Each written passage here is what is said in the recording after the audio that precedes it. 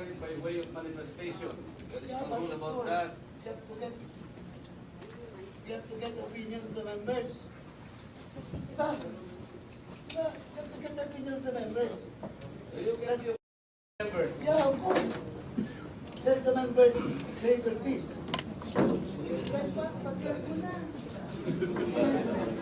Patapusin muna. Hindi pa ba tayo nagsimula? Kasi simula lang natin Eh, dapat kung nagsimula tayo. Madam Chair, petition lang. May motion si candidate. Magtanong ka kung may objection. Kung may object na deliberation. Para ma-deliberate. Yun. Let's follow the procedure. Pagdating tayo ng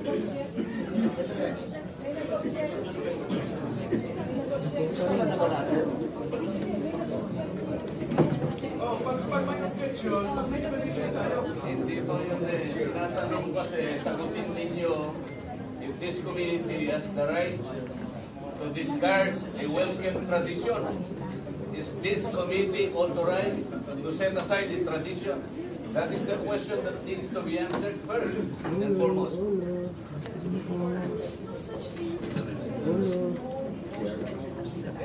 Pwedeng pindutin yung mic. Nagtatanong po ako, Madam Chair. Incidental lang. Ako rin nag-incidental lang. Wala, wala papasok sa mic natin. To you, a long-standing, time-honored tradition. Ang tinatanong ko po, tradition po natin ito eh. Ang problema ay marami dito na yung point kaya hindi nila alam yung tradition. I am saying, Madam Chair, this was a tradition well kept for so long a time. Follow the rules, you would have a motion introduced by a member, but it was an objection earlier. Bago po yung Madam, Yes, but sabi din, I was asking for an answer. the answer is, Yung answer niya, based to your tradition or not? Sabi ko mayroong tradition, pinapaliwanag ko na sa inyo. Ang tinatanong ko, Sinasabi siya ko lang. Dapat isunin muna. Kasi yung palasagot, nag-move ka, nag-move lang. Hindi nga eh.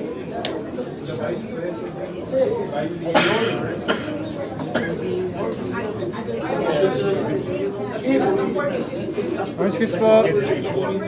Opo. and it's extended at the start. At the start, it's extended before intervention. This is required because the petition is suspended, and it is also introduced by a member, which will be parts of the motion. So it's not a there's no such authorization to set it aside.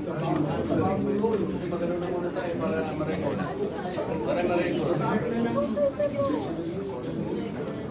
Ito, di nakalagay sa ito. Siyempre po, sabi ko tayo po ito.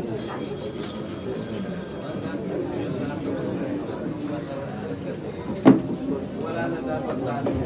Ang nangyari, a barrage of questions. That's why I'm asking. Bakit natin ginawa yun earlier? Are we not already respecting a tradition? Well kept ko yun sa hindi nga, pinagtatanong niya siya. Meron pang pratinela, whatever. That is disrespect to the office of the President, Vice President. So ano na pinagtatanong niya sa natin? These questions never happened before. That is the one I'm explaining to you. It did not happen before. Now, ang tanong ko po, bakit nangyari po nung nakaraan, nangyayari na naman ngayon? You may not like the person, you may not like her presence here, but you have to respect the office of the Vice President. That is all, because that is guided by the tradition.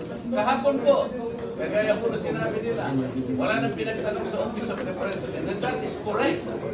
That is in line with that tradition. Ngayon po, kung ang tinatanong ko ngayon, are we discarding the tradition? And is this committee authorized to discard a well-kept tradition? O kaya na, then why are we intending to ask questions na naman at pinatawag nyo na naman kung sino-sino dito? That is why, kung hindi po kayo makakasagot, Madam, ang tinanong ko na sa inyo, I am now moving. Oh, may pratinela pa. Saan po kayo nakakita ng gano'n? This did not happen anytime.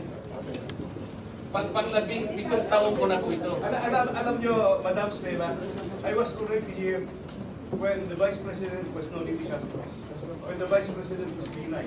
When Vice President... But you were also here in the last hearing. No motion was introduced. Yun na nga, kasi question na kaagad eh. Wala man lang... We can read the records. We did not introduce. Sana may motion siya ngayon. What is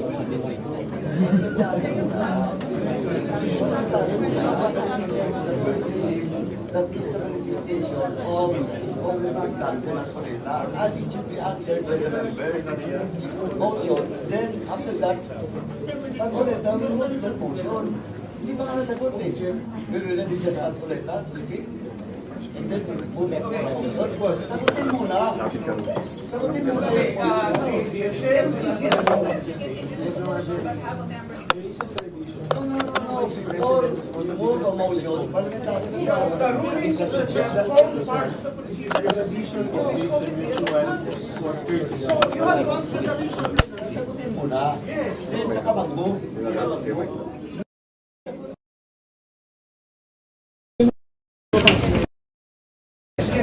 Rulings of the chair form part of the rules because it will set a procedure. So if we will set a procedure now that we are discarding traditional courtesy, parliamentary courtesy. No, goodbye, parliamentary courtesy. Wala na tayong parliamentary courtesy. Next.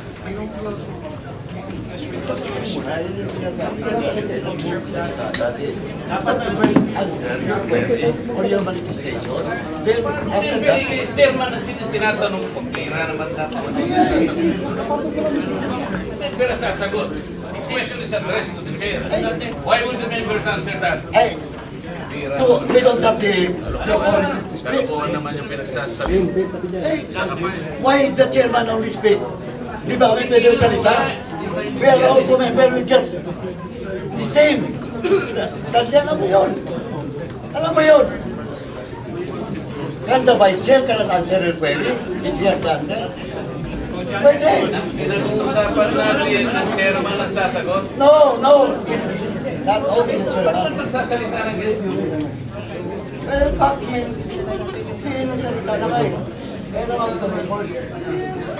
Pwede magsalita yung iba. Hindi pwede yung chairman lang. Diba? Pwede mo yung dati. Sa parliamentary procedure in the House that the members cannot speak. Pwede. Diba?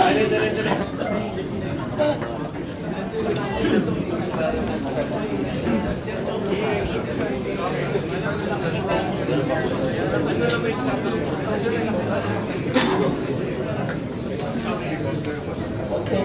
Of course, ano yung chairman ng House?